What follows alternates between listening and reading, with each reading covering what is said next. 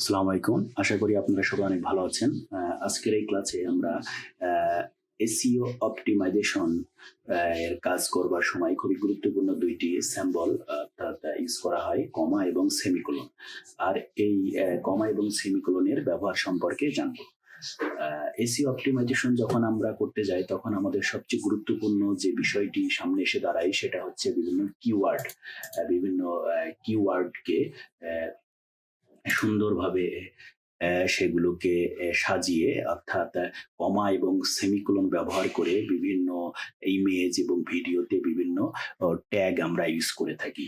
আ আবার বিভিন্ন কিওয়ার্ড আমরা ইউজ করে থাকি। আর এগুলো যখন আমরা একটা SEO কাজ করি শত, শত কিওয়ার্ড নিয়ে আমাদের কাজ করতে হয়। আর এই কাজগুলোকে আমরা অনেক সহজভাবে একটি এক্সেল ফর্মুলার মাধ্যমে আমরা করতে পারি। চলুন দেখা যাক। প্রথমেই আমাদের ফর্মুলাটা সেটআপের জন্য একটা ইকুয়াল সাইন দিব এবং প্রথমেই যে মাদার কিওয়ার্ডটি আমরা সিলেক্ট করব অর্থাৎ এই রোটিকে সিলেক্ট করব। এরপরে আমাদের একটা অ্যাম্পারস্যান্ড সাইন অর্থাৎ সংক্ষেপে যেটাকে আমরা অ্যান্ড বলি, এই অ্যান্ড চিহ্নটি আমরা দিব। এরপরে ডাবল কোটেশন মার্ক এবং আমরা যদি এখন কমা নিয়ে কাজ করতে চাই তাহলে আমরা ডাবল কোটেশন মার্কের পর একটি কমা দিব।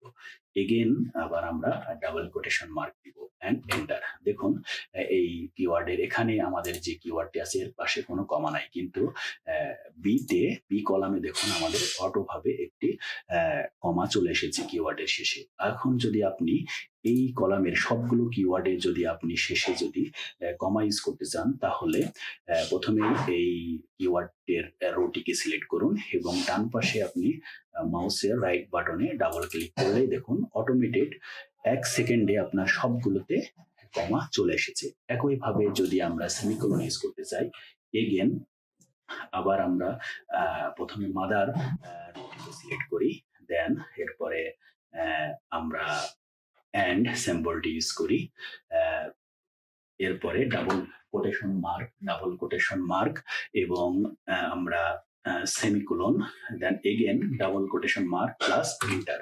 দেখুন একইভাবে সেমিকোলনটিও আমাদের এখানে চলে এসেছে। এখন যদি আমরা সবগুলোতে সেমিকোলন দিতে চাই তাহলে একটি ডাবল ক্লিক করলে আমাদের সেমিকোলন চলে এসেছে সবগুলো কিওয়ার্ডের শেষে। এইভাবে আমরা আমাদের SEO অপটিমাইজেশন কাজগুলো খুবই অল্প সময়ে করতে পারি। থ্যাংক ইউ, সবাই ভালো থাকবেন। আবার পরবর্তী ভিডিও নিয়ে আপনাদের সাথে দেখা হবে। আল্লাহ হাফেজ।